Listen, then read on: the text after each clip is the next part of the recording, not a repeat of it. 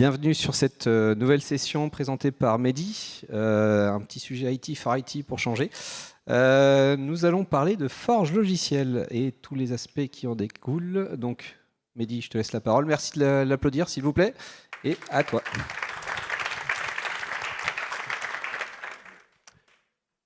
Bonjour à toutes et à tous, je suis Mehdi Chila, alias Unicorn Master, maître des licornes et selon certaines légendes internes, protecteur du dieu violet des montagnes anciennes. Plus sérieusement, je suis en charge sur la forge logicielle et la plateforme AKS pour IMA Assistance France au sein du groupe IMA. Avant de commencer, je tiens à remercier IMA qui me permet de porter ce type de sujet, de partager nos retours d'expérience, et de contribuer à faire vivre une culture d'ingénierie plus forte. Et également merci au DevQuest pour leur accueil, leur organisation et pour ce super moment qu'ils nous offrent depuis 3 ans. Aujourd'hui, on va parler de Forge logiciel. Dit comme ça, c'est pas exactement le plus attrayant, ça fait plus penser à une réunion sur la convention de nommage, mais on va pouvoir y voir des choses intéressantes. La promesse de ce talk, elle est simple. Arrêtez de regarder la forge logicielle comme un empilement d'outils, mais comme un produit interne. La première étape, c'est voir le vrai problème. Quand les pipelines sont contournés, quand les outils sont sous-utilisés, quand on a des équipes frustrées, on a tendance à répondre plus par des règles et du cadre que par des comités, plus que par une solution propre pour les développeurs. La deuxième étape, pensez aux utilisateurs. On a des développeurs, des tech leads, les ops, la sécurité. Tous recherchent de la valeur, mais pas de la même façon. Si on mélange tout ça d'un coup, on finit avec une roadmap impossible à prioriser. Et la troisième étape, rendre ce chemin évident. On va parler de Golden Pass, de développeur expérience, de roadmap d'impact. L'objectif, c'est pas de rendre la forge jolie, c'est de la rendre utile, adoptée et au minimum respectée. Le constat. Donc le constat, c'est qu'on se retrouve avec une forge extrêmement complexe, extrêmement riche, mais impossible à utiliser naturellement. Dans beaucoup d'organisations, la forge est livrée comme une pile d'outils. On met un salle Git, on met de la CI, de la CD, on installe une registrie, on met de la sécurité, on met une plateforme cube, et les devs, débrouillez-vous avec ça, vous avez tout ce qu'il vous faut. Aujourd'hui, la vraie question, c'est qui a conçu l'expérience ? L'expérience, elle est conçue généralement par des personnes qui ont un point de vue très technique et très pragmatique de la situation, mais en aucun cas des personnes qui vont l'utiliser au quotidien. Et ce qu'on remarque, c'est que les équipes, au final, inventent leur propre chemin. Elles sortent du cadre qu'on leur a posé et elles utilisent la forge comme elles souhaitent l'utiliser. Ce qui va générer énormément de dettes techniques, bien évidemment, puisqu'on fait évoluer cette forge au fil du temps et chaque équipe ne suit pas non plus toutes ces évolutions. Ce qui crée énormément de frustration parce que la forge va être perçue comme le truc qui va bloquer le développement, qui va bloquer la création de valeur et plus du tout comme une plateforme qui va aider les développeurs. Et au final, cette plateforme, on la pilote par des incidents et plus par les besoins utilisateurs. Cette slide donc, va illustrer un cas très classique. Je pense que vous avez tous dû avoir ce type de message.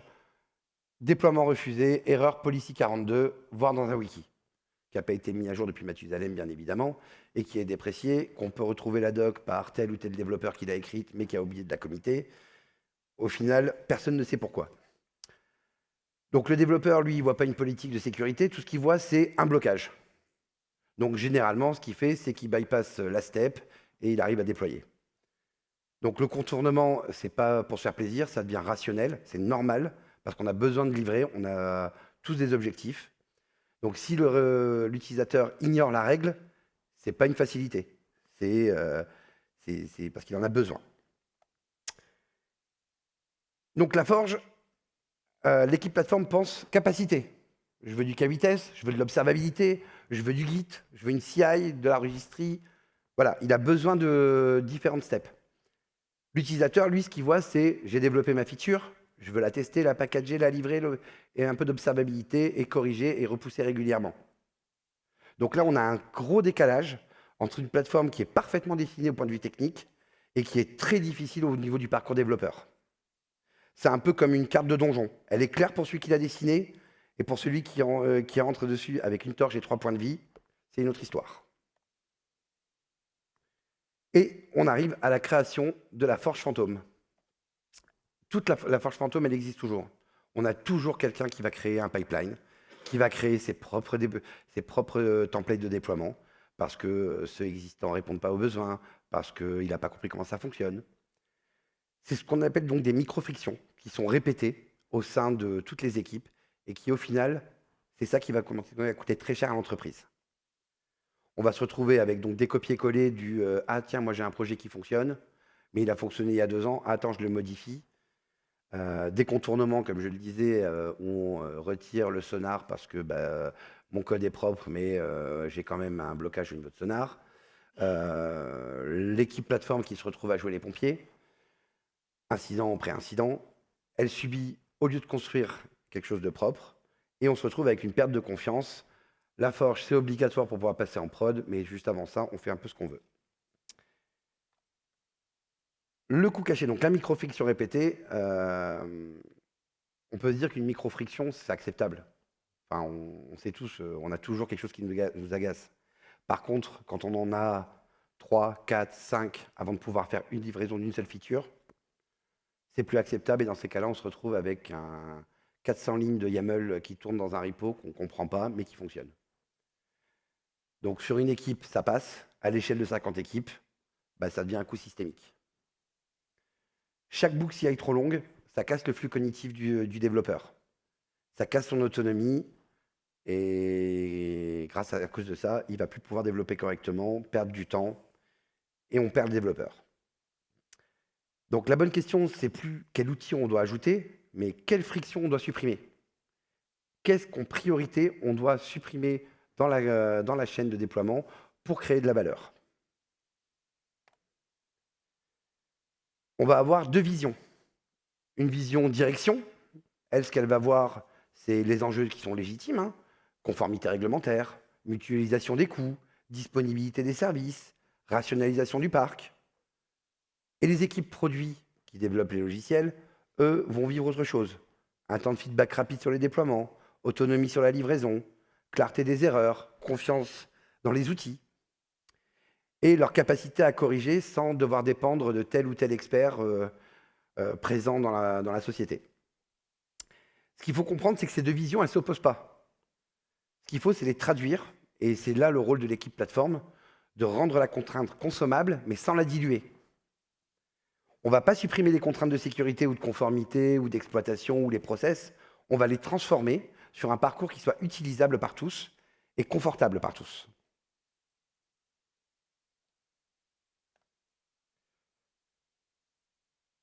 Alors, le pivot produit.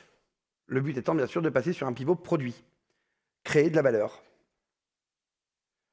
On va passer donc de technique, plus de maintenir des briques, mais concevoir un parcours. Donc, on ne va pas supprimer l'excellence technique, hein. Ça donne une cible. La vision outil, on va mesurer la disponibilité des outils, la conformité technique, les mises à jour de version. Tout ça, c'est obligatoire, ça reste indispensable. Une forge produit qui tombe tous les lundis matins, même avec la plus belle des roadmaps, même avec la plus belle expérience utilisateur, elle ne sera pas utilisée. Mais dans une vision produit, en plus de la partie technique, on va ajouter des questions complémentaires. Quelles sont les personas de nos utilisateurs? Quelle est la proposition de valeur? Quelles sont les frictions que nous allons réduire? Comment on va mesurer l'adoption et la satisfaction? La question n'est plus seulement est-ce que ça tourne? C'est est-ce que ça aide et qui ça aide? C'est une nuance, mais elle va changer l'arbitrage derrière, de comment on va arbitrer les décisions de la roadmap de la forge. On va transformer une liste de composants en une expérience cohérente. Donc cette slide, elle est importante car elle va casser un réflexe, confondre le produit avec l'inventaire des outils. Donc la forge, ça ne sera plus un Git, avec du CI, une registrie, de la sécurité, de l'IAC. Le produit, c'est le chemin reproductible qui permet à une équipe de savoir créer, tester, livrer, observer et corriger sans avoir besoin de devenir expert de la plateforme. Parce que là où l'équipe va créer de la valeur, c'est sur le code qu'elle va produire, pas sur les lignes de script et de YAML pour pouvoir les déployer. Mais ces capacités sont nécessaires. Mais seules, elles ne vont pas créer de la valeur. Elles vont apparaître dans un parcours qui doit être clair, fiable et mesurable. Une petite analogie, le modèle smartphone. Aujourd'hui, quand vous envoyez un SMS, vous envoyez apéro 18h au bureau, vous allez envoyer un message. Vous n'allez pas configurer l'antenne relais, mettre en place le protocole. Toute cette complexité, elle est là hein, quand vous envoyez un SMS. Par contre, ce n'est pas votre problème. Vous, votre problème, c'est d'envoyer un SMS. Et bien, la forge logicielle, c'est la même chose. Vous, votre problème, c'est de livrer du code qui soit propre, efficace, sécurisé. Mais votre problème, c'est pas d'aller faire des commandes cubes, c'est pas d'aller faire des scripts YAML, de faire des templates AWX, de faire du Helm. Tout ça, c'est pas votre métier. Et bien là, c'est la même chose. Donc, ce qu'il faut, c'est éviter de demander aux développeurs de devenir un expert de 18 technos juste pour pouvoir déployer une API REST. Définir la proposition de valeur. Notre forge, elle aide telle persona à atteindre tel objectif sans telle friction majeure. Par exemple, pour un développeur, c'est livrer une API standardisée sans écrire 400 lignes de CI/CD et sans aucun ticket d'approbation manuelle par 18 personnes. Pour un tech lead, c'est appliquer les standards sans devenir le gendarme, sans multiplier les revues manuelles en termes de sécu, en termes de déploiement.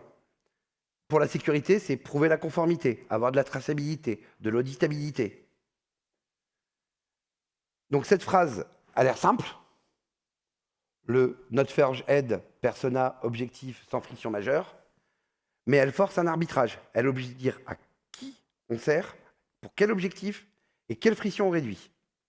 Sans proposition de valeur, la forge, c'est juste une accumulation de demandes. Avec une proposition de valeur, ça devient un produit qui est pilotable, surtout. Et on passe à connaître ses utilisateurs. Parce que les utilisateurs, comme je le disais tout à l'heure, on en a plusieurs types.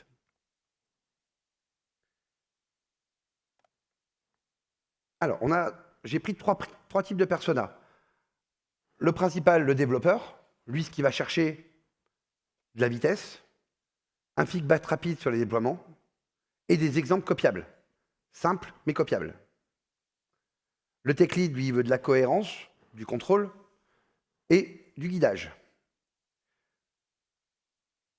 Ce qu'il veut, c'est que ce soit standard. Il veut éviter que chaque repo devienne un objet artisanal qui soit impossible à maintenir après le départ de telle ou telle personne de l'équipe. Et le troisième type, c'est les ops, la sécurité.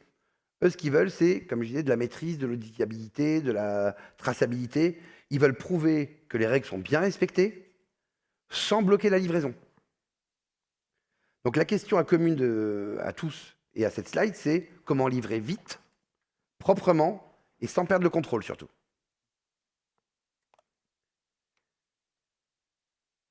Donc le bon niveau de besoin, c'est pas ni GitLab ni Cube. Hein. C'est des super outils, on en a besoin, on les a tous. Le bon niveau de besoin, c'est une situation de livraison concrète. Donc comme je disais tout à l'heure, on prend un nouveau projet qui démarre avec une stack API Python par exemple, dans un contexte réglementé. Ce que je veux, c'est obtenir un pipeline, un registre, un scan, un déploiement en dev, sans aucun ticket, afin de tester rapidement la valeur métier, tout en restant dans un cadre de sécurité et conforme à la réglementation de l'entreprise. Cette formulation est utile car elle ne part pas d'une solution, elle part du moment vécu par l'utilisateur. C'est surtout ça, c'est que vit l'utilisateur. Elle permet aussi d'éviter des débats abstraits. On ne va pas demander vous voulez un template, je te prépare le template, tu vas utiliser celui-ci, celui-ci. On demande que doit-il se passer pour qu'une équipe démarre vite, proprement, en sécurité et en autonomie surtout. Afin d'avoir ce feedback, la discovery la moins coûteuse, c'est souvent la meilleure, c'est d'observer un développeur junior, quelqu'un qui vient d'arriver dans l'entreprise. Il vient d'arriver, on se met 1 heure avec lui et on observe. On va le voir galérer sûrement pendant 1 heure, ça c'est pas un souci. Le but c'est de voir combien de temps il met, où est-ce qu'il va chercher l'information. Identifier donc tout ce qu'il n'a pas compris.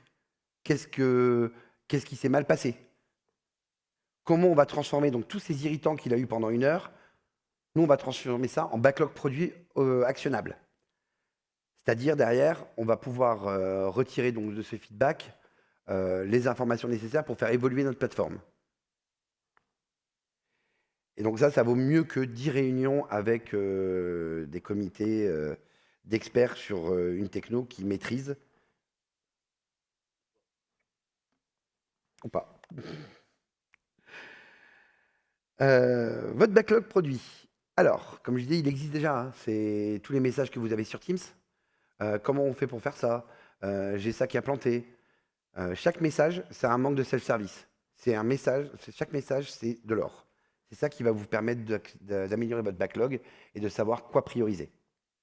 Tous les tickets de support. Ah, j'ai besoin de droits pour faire ça, pour créer ceci, pour créer cela. Si ça revient régulièrement, c'est qu'il faut l'automatiser. Tous les pipelines en rouge. Si c'est un problème de code, bon, ça, on l'arrangera pas. Si par contre c'est un problème de CI, ben vous savez quoi réparer. Et surtout, quelle documentation mettre à disposition pour que la personne puisse être autonome derrière. Donc ces pipelines rouges, comme je disais, ça révèle une friction réelle, des messages opaques, des lenteurs, des règles mal comprises ou souvent contournées. Un petit rituel qui peut être pratique, c'est 1 fois par mois, on extrait le top 5 des irritants et on prend une décision roadmap. On choisit la mesure d'impact. La forge produit ne demande pas un grand programme, elle commence souvent par apprendre à lier les signaux qui existent déjà.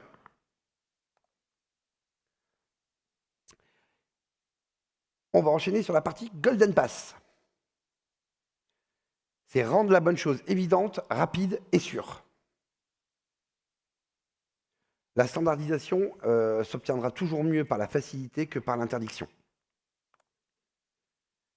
Alors, le Golden Pass, c'est l'idée de faire la bonne chose qui doit devenir l'action la plus facile. Dans beaucoup d'organisations, c'est l'inverse. La bonne pratique est toujours documentée, quelque part, il faut la trouver déjà, mais le contournement, c'est plus rapide. Ok, la bonne pratique, elle est notée quelque part, il demande d'appeler 3 personnes, là je fais mon script, j'en ai pour 1/2 heure, c'est réglé. Le chemin sécurisé, ça demande de comprendre 3 outils, alors que le chemin non sécurisé, on désactive un job. Les utilisateurs ne suivent pas toujours ce qu'on écrit dans les standards, ils suivent ce qui fonctionne, surtout quand ils sont sous pression. Et donc le Golden Pass, lui, il doit être balisé, sécurisé, automatisé. C'est une route pavée que chacun choisit parce qu'elle est la meilleure option, l'option la plus simple.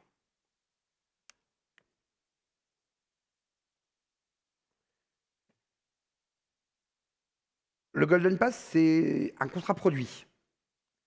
Sans contrat explicite, le template devient un script opaque que personne ne maintient. Un Golden Pass, ça doit clarifier ses entrées, les types d'applications, le langage, l'honneur, la criticité, l'environnement, la cible. Et il doit aussi clarifier ses promesses. Pipeline vert rapide, scan standard, image signée, déploiement dev automatique. Il doit donner des garanties, un audit complet, de la conformité prouvée, des logs exploitables, une politique explicite, un rollback automatique. Et il doit reconnaître ses limites également. Il y a des cas qui ne seront jamais couverts. Mais c'est grâce à ça qu'on va faire évoluer la forge. Et surtout, en plus de la documentation, du support et du versionning. C'est un dernier point important. Un produit plateforme, ça ne couvre pas donc 100% des cas, ça couvre les cas standards, ça documente les sorties contrôlées pour les cas particuliers, donc qui nécessitent des fois d'avoir de bypasser. Hein. Il y a des cas où on va pas mettre de la difficulté là où il n'y en a pas besoin. On va autoriser de passer par un autre chemin. Donc la complexité, il y en aura toujours, mais cette complexité, elle est là pour l'équipe plateforme. La valeur doit être consommable en quelques lignes. Sur la partie gauche de la slide, on voit un projet applicatif, SOC, Fog, Golden Pass. On appelle le Python service, on y met une variable. Ça, c'est ce que l'équipe a écrit, le développement. Et ce que la plateforme génère, c'est différents stages de validation, de test, de package, de deploy, un SBOM, de la signature, des policies. Mais tout ça, c'est gommé pour l'utilisateur. C'est une frontière de responsabilité également. C'est pas seulement une astuce. C'est l'équipe applicative qui déclare son intention et c'est la plateforme qui va l'implémenter. À l'échelle, cette séparation change tout. On évite que 50 équipes maintiennent 50 variantes du même pipeline, avec 50 niveaux de sécurité différents surtout. Réduire le YAML, c'est pas de l'esthétique. C'est réduire la charge cognitive du développeur et transférer la responsabilité donc au bon endroit. Dans une vision outil, chaque équipe porte ses 400 lignes de YAML, ses exceptions, ses commentaires, ses mises à jour. Quand la plateforme évolue, chaque repo doit être modifié, généralement au moment où on le déploie les nouvelles features, bien sûr. Dans la vision produit, l'équipe consomme 3 à 8 lignes. Elle versionne le contrat, propage les améliorations à tout le monde. La valeur est concrète. Il y a moins de dettes copiées, moins de support, plus de cohérence, plus de conformité par défaut. Le but, c'est pas de cacher toute possibilité de configuration, hein, parce que très souvent, on peut surcharger tous les YAML qu'on a avec des includes. C'est pas le problème. Le but, c'est de le rendre standard, simple et spécifique. Alors, quand on parle de produit, on ne parle pas de laxisme non plus. Produit, ça veut dire contrainte rendue utilisable. À la différence d'un barbelé où on va bloquer, sans expliquer pourquoi, ce qui va multiplier les exceptions manuelles, imposer une règle sans chemin de correction et laisser surtout le développeur chercher la solution lui-même, qui généralement fera appel à un ami qui lui-même a un template copié d'un autre copain et on se retrouve avec des templates qui sont propagés comme ça. Le balisage, c'est rendre le bon chemin simple et évident. Bloquer uniquement avec une explication. Donner une correction et un exemple immédiatement. Et permettre donc au cas exceptionnel de pouvoir surcharger les pipelines. Alors, on va parler de la développeur expérience maintenant. Ce n'est pas un supplément cosmétique, c'est la somme des microfictions qui décide si la forge sera utilisée ou contournée. La développeur expérience, c'est une checklist un peu opérationnelle. Le premier pilier, ça va être la rapidité. Feedback en moins de 10 minutes. Chaque minute d'attente, c'est une interruption de flux. Deuxième pilier, la clarté. Une erreur doit dire ce qui bloque, pourquoi et comment la corriger surtout. Troisième pilier, l'autonomie. Le self-service doit éviter les tickets pour créer un repo, gérer des droits, enrôler dans AWX, onboarder une nouvelle équipe. Quatrième pilier, la fiabilité. Des chemins doivent être stables, versionnés afin d'éviter les breaking change et permettre à l'utilisateur de se mettre à jour régulièrement. Et cinquième pilier, la confiance. Une doc vivante, testée, versionnée, avec un owner et un changelog. Ces 5 piliers vont permettre de prioriser. Une initiative plateforme qui n'améliore aucun de ces axes mérite d'être questionnée. Donc, toute évolution de votre plateforme doit répondre à une de ces 5 thématiques. L'erreur actionnable. Le meilleur onboarding, c'est dans le log. Donc, c'est-à-dire, une policy qui bloque sans expliquer, c'est une friction. Une policy qui guide, c'est un produit. Chaque message d'erreur est une opportunité de former l'utilisateur. Une erreur non actionnable qui dit validation failed, par exemple, c'est une erreur qui n'est pas utile. Une erreur qui dit le champ owner est manquant, il est obligatoire pour le support et l'audit, ajouter owner dans product metadata.yaml, par exemple, ça va permettre à l'utilisateur de savoir, dans tous les cas, j'ai besoin d'avoir ce champ-là. Et la fois d'après, il ne fera pas l'erreur. Et surtout, il peut corriger seul. Le support va recevoir donc moins de questions de ce type. La règle est mieux acceptée parce qu'elle sera comprise par tout le monde. Le meilleur onboarding, il n'est pas dans une formation de 2 heures ou dans une réunion d'information descendante, hein. Il est souvent dans les logs quand l'utilisateur en a besoin. Et donc, on passe sur la documentation. Donc, la documentation doit suivre le code. Une documentation, elle est avec le code de l'utilisateur ou avec le code de la plateforme. Donc, des exemples minimaux, un README, la meilleure des documentations, ça reste le README, hein, c'est le Markdown, directement versionné dans le code, avec une liste de variables, du troubleshooting, le changelog. Ça peut être aussi un dépôt, démo qui tourne dans la CI. Un exemple exécutable vaut mieux qu'un wiki parfait qui n'a pas été touché depuis 2021. C'est un contrat versionné, V1, V2, migration progressive, note de changement. Le versionning permet d'évoluer sans casser toutes les équipes du jour au lendemain. Le but, c'est que les équipes puissent se mettre à jour au fil du temps et pas on change la version et là, les 3/4 des pipelines de la boîte vont péter. La documentation donc fait partie du produit. Elle doit avoir un owner, un cycle de vie et quand c'est possible, des tests automatisés également. L'onboarding, donc on en parlait tout à l'heure, la première expérience de Forge, c'est créer le repo, choisir le Golden Pass, obtenir un premier pipeline, comprendre l'erreur, puis déployer. La métrique est volontairement très concrète. Combien de temps entre j'arrive et je vois mon service tourner en dev? Si un junior peut réussir ce parcours sans assistance humaine, c'est pas une victoire pour le junior, c'est la preuve que la plateforme a rendu son contrat lisible. Bon, la cible est des fois un peu ambitieuse, 10 minutes, mais plus on part de loin, plus la cible donne la direction.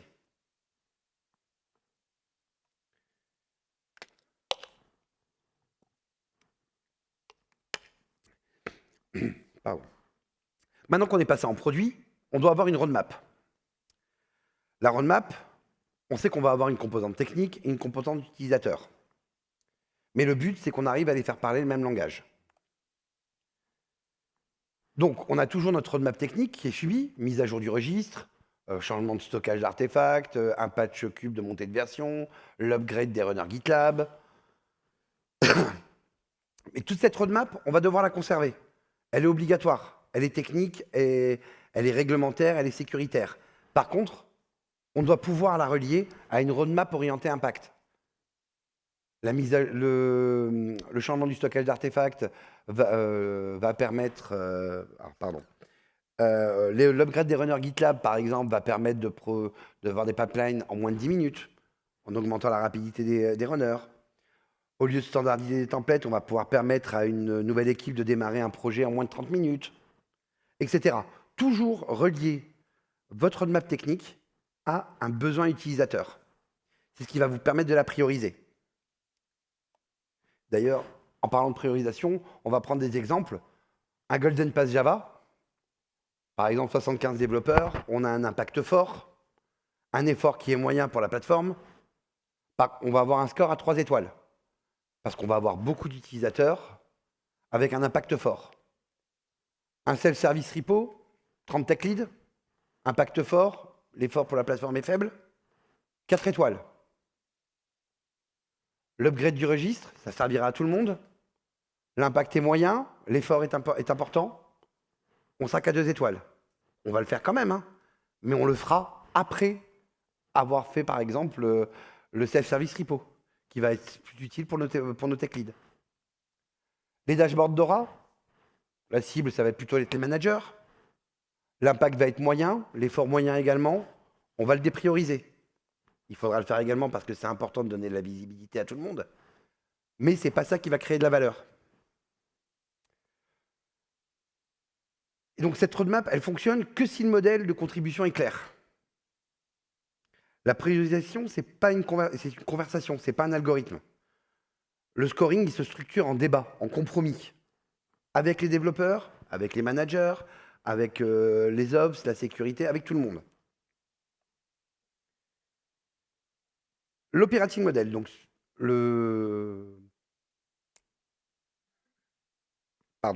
L'operating model, donc c'est ce qu'on pourrait dire la gouvernance. Le qui fait quoi? L'équipe plateforme. Elle, son travail, ça va être de construire et de maintenir les Golden Pass, de tenir les contrats et les versionning, observer les usages des différents personas, de repérer les frictions, de les remonter, de les traduire et d'animer cette roadmap produit. Les développeurs, l'équipe produit, ils consomment, ils nous donnent du feedback, ils contribuent sur les cas limites, voire même ils font des merge requests en proposant des nouveaux templates. Ils participent aux phases bêta, parce qu'on ne peut pas donner un nouveau Golden Pass à toute la boîte, on va d'abord le tester sur une ou deux équipes. La sécurité, elle est là pour nous donner des garde-fous, les politiques de sécurité, valider les exceptions. C'est eux qui vont nous dire OK, vous désactivez les scans sur les images Docker, on en prend la responsabilité sur tel produit. Aider à rendre les règles actionnables, donc c'est eux qui vont nous permettre d'avoir il vous manque tel champ, il vous manque telle information. Et suivre les risques et la conformité, bien évidemment, afin de continuer à faire l'audit. Comment on mesure tout ça? Une forge qui fonctionne, mais n'est pas adoptée, elle a échoué. Vous pouvez avoir la meilleure forge, la plus à jour, up tout le temps, si elle n'est pas utilisée, c'est un échec. Ça peut sembler un peu dur, mais c'est utile. L'uptime est indispensable, mais ça ne suffit pas. Même si toutes les sondes Centréon sont au vert, ça ne marchera pas. Pour ça, on va utiliser deux frameworks. Le framework Dora et le framework Space. Le framework Dora, lui, va se focaliser sur le flux de livraison, la fréquence de déploiement, le lead time, le change failure rate, le time to restore, le rollback, tout ça. Donc vraiment purement technique. Et le framework Spaces, l'expérience développeur. La satisfaction, la performance, le nombre de déploiements sur ces Golden Pass, la communication avec les équipes, l'efficience, le flow, voilà. Dora sans Space mesure le tuyau. Space sans Dora manque l'impact du delivery. Et les deux vont donner une vision vraiment équilibrée.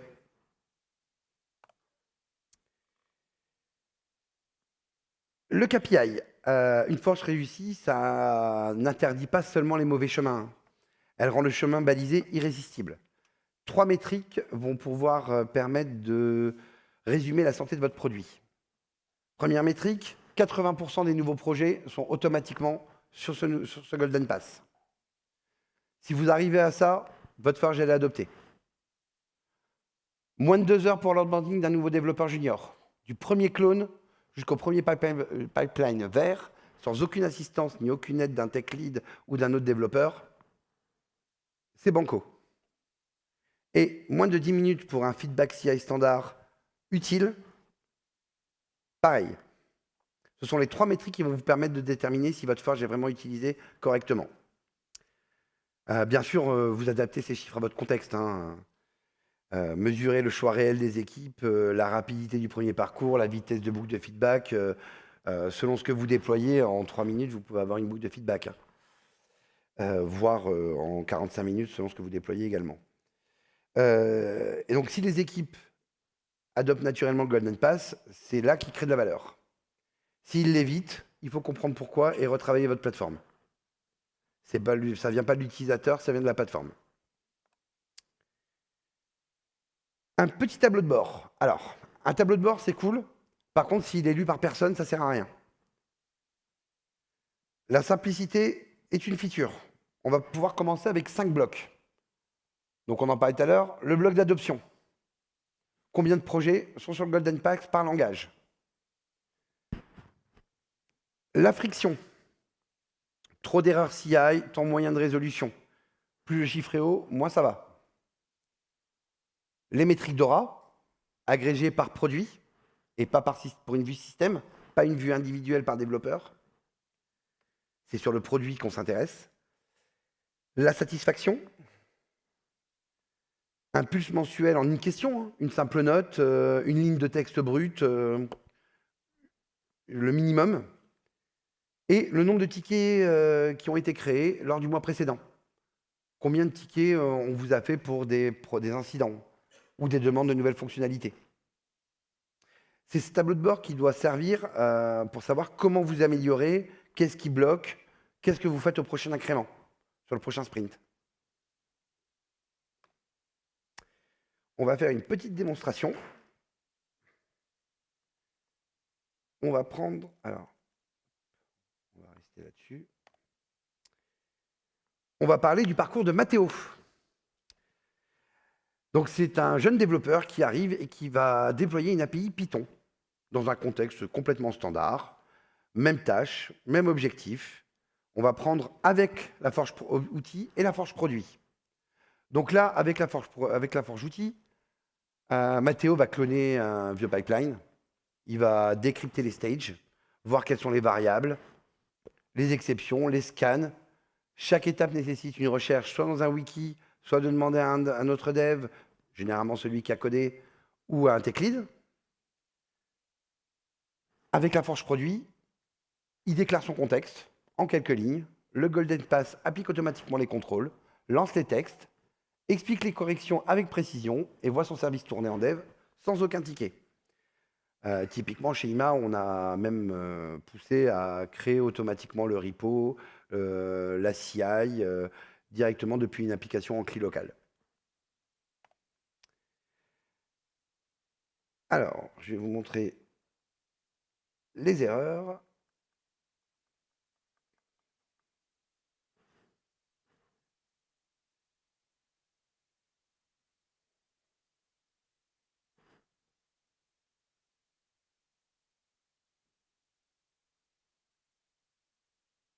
Oula.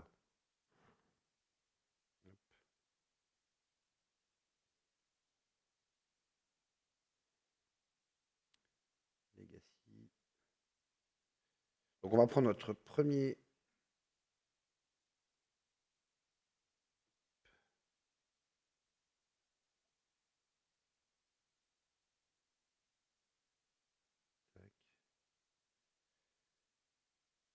Je vais vous montrer directement sur GitLab. Ça sera plus simple.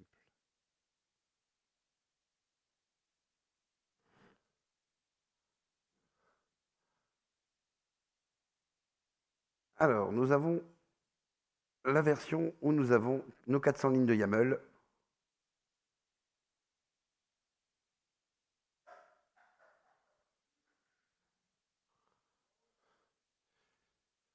Donc là, on a notre CI qui nous renvoie un build, scan, publish, deploy, qui va faire appel à différents scripts SH. Et on se retrouve avec notre erreur déploiement refusé, policy 42, qui nous renvoie vers un wiki. Donc typiquement, là en l'état, vous avez ça, vous ne savez pas quoi faire. Hormis aller vous faire toute la documentation que vous pouvez trouver dans le wiki interne de la boîte.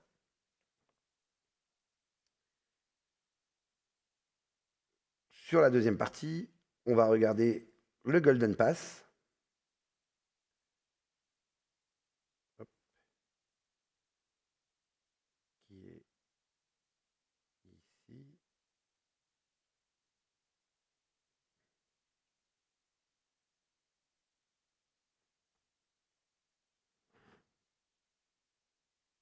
Donc nous avons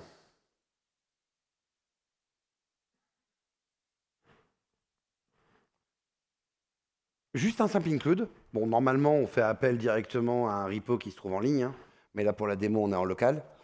On appelle notre Python service, qui nous indique deux variables, product metadata et l'image name qu'on veut déployer.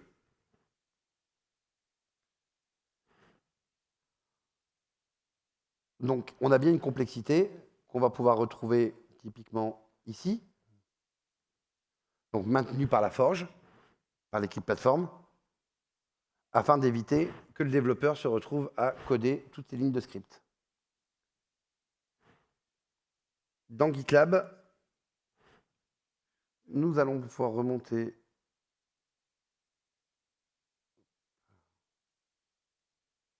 sur le pipeline.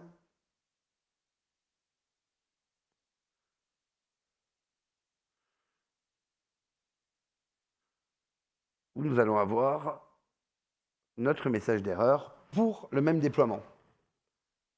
Donc là, on se retrouve avec un message d'erreur clair, missing honor, Pourquoi? Tous les services donc, doivent avoir un owner pour le support, le reliabilité, l'incident management. Comment le fixer? Ajouter l'owner factory socle, par exemple, dans product metadata.yaml. Ça nous montre la variable qui est manquante. On va sur notre code, product metadata. On a bien notre champ owner. On lui rajoute le petit factory socle.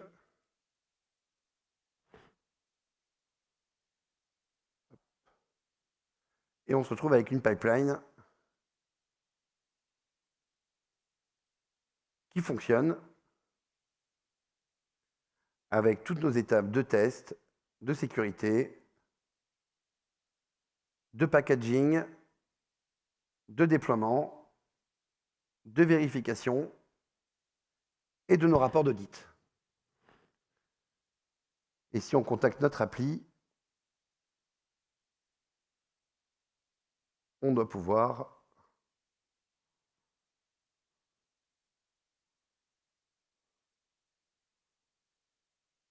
s'il veut bien s'ouvrir.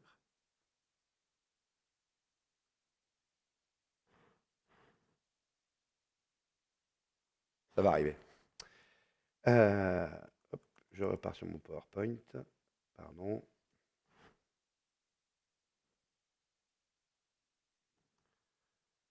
Et donc, on a bien Mathéo qui a livré son API sans copier 400 lignes de YAML. Quelque part, un vieux pipeline vient de perdre un point de vie.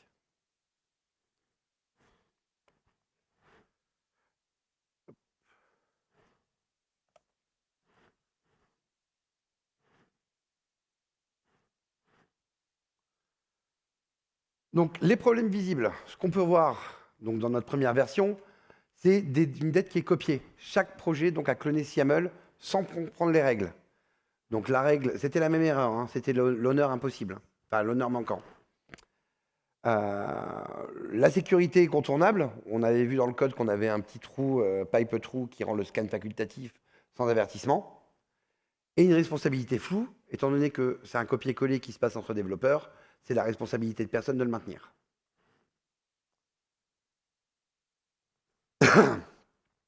Dans la deuxième version, ce qu'on peut remarquer, c'est donc un développeur qui décrit donc son intention.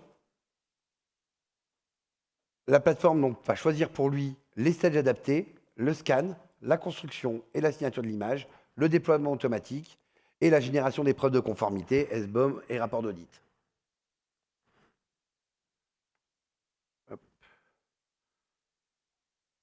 Donc là, c'est ce qu'on vient de voir. Alors, comment commencer? Vous me direz comment on peut commencer derrière. Je vous propose un petit plan d'action en 30 jours.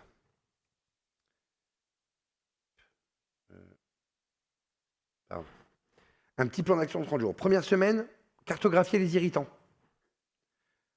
Vous allez les tickets de support, le Teams, les pipelines en rouge. Vous identifiez juste un top 5.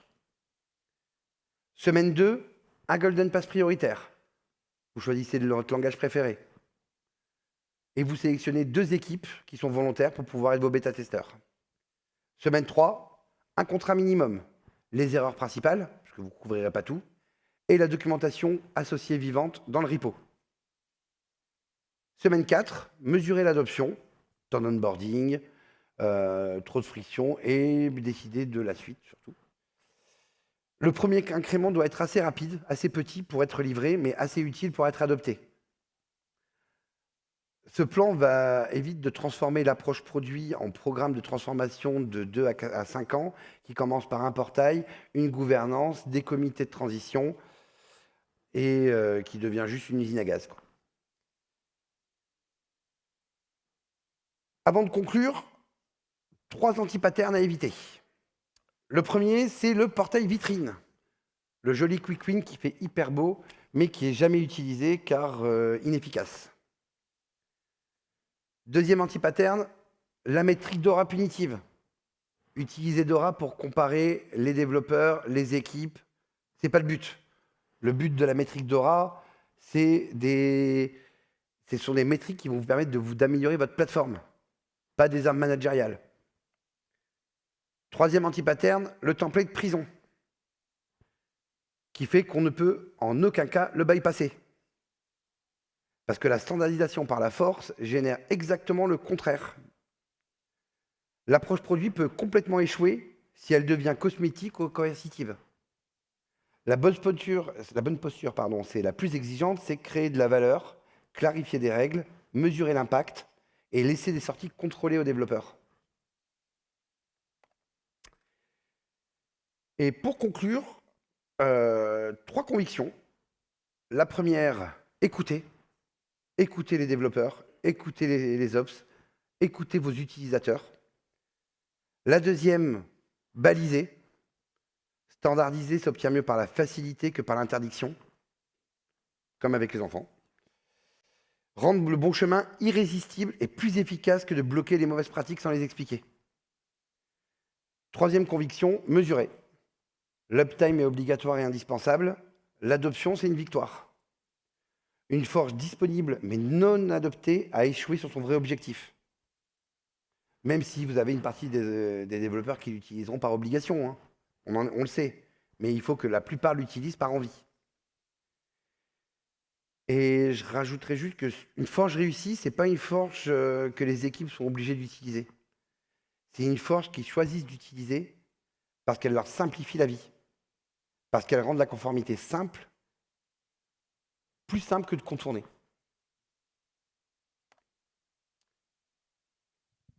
Eh bien, merci beaucoup pour votre écoute.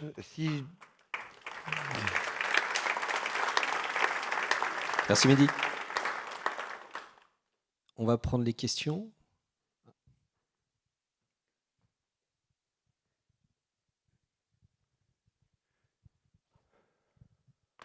Bonjour. Quel serait le meilleur indicateur pour toi que ton Golden Pass n'est pas trop vague ou trop précis? Trop vague ou trop précis, c'est-à-dire? Par exemple, si je pars sur un Golden Pass avec où je dis juste c'est du Java et ils savent pas ce qu'il y a dessous, où ils peuvent se retrouver avec un framework obscur dans un coin, ça serait trop vague. Le Golden Pass, c'est le principe, par exemple, de vouloir déployer une API Java.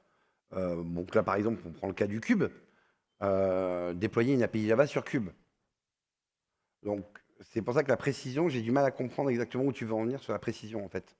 Est-ce que tu leur laisses plusieurs Golden Pass où ils ont des frameworks qui sont à la disposition et compagnie, ou est-ce que tu leur laisses un seul principal?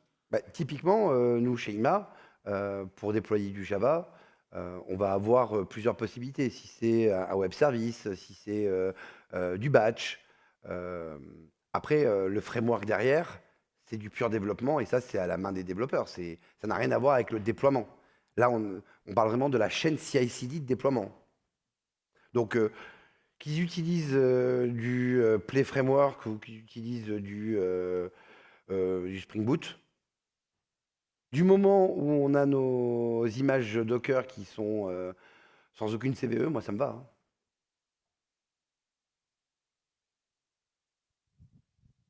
Très bien. Est-ce qu'il y a d'autres questions?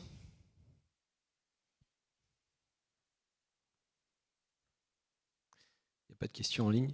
Moi, j'en ai une. Est-ce que tu as, dans les étapes d'évolution de la plateforme, un aspect interfaçage avec un APM, donc un portail pour recenser toutes les applications de l'entreprise? Est-ce que vous prévoyez de faire une cartographie, quelque chose? Alors, on a déjà des outils de cartographie, pas reliés à la plateforme. D'accord. Mais oui, c'est une possibilité d'évolution une fois les Golden Pass adoptés. Parce que l'étape suivante, c'est j'ai un développeur, il déploie facilement en avant, quoi. Donc on a des applis dans tous les sens qui émergent et il faut faire une cartographie. Alors la cartographie applicative, c'est encore un autre sujet. Pour moi, la cartographie applicative va être nourrie par la forge logicielle et par les déploiements. Mais c'est ce qu'on appelle la CMDB, hein, en fait, hein. Et la CMDB, elle est à part de la forge logicielle. Mais elles sont complémentaires, elles vont se nourrir l'un l'autre. Oui, vous n'en faites pas encore un prérequis? Non. Ok. Est-ce qu'il y a d'autres questions?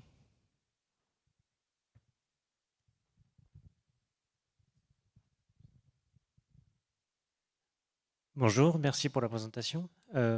Combien de temps ça a pris chez vous, ce changement de culture, de technologie à produit, à tous les niveaux, au niveau de l'organisation pour que ce C'est toujours en produit cours. émerge?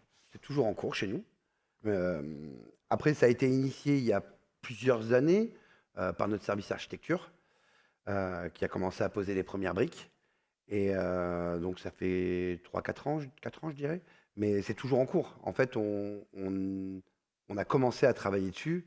Petit à petit, on va y arriver.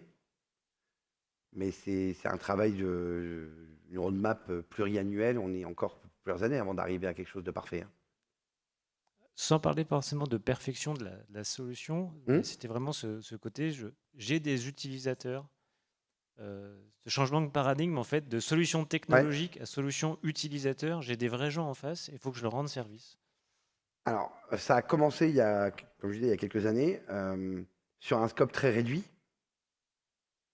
Et là, petit à petit, on continue à ça, mais ça n'a pas encore totalement pris, hein. On est sur la route. Mais on y arrive, oui, ça fait 2-3 ans, je dirais. Maintenant, il faut réussir à concilier tout ça et continuer à évangéliser. Une grosse partie du travail, c'est d'évangéliser, en fait. C'est d'évangéliser, de discuter, de récupérer du feedback avec les utilisateurs.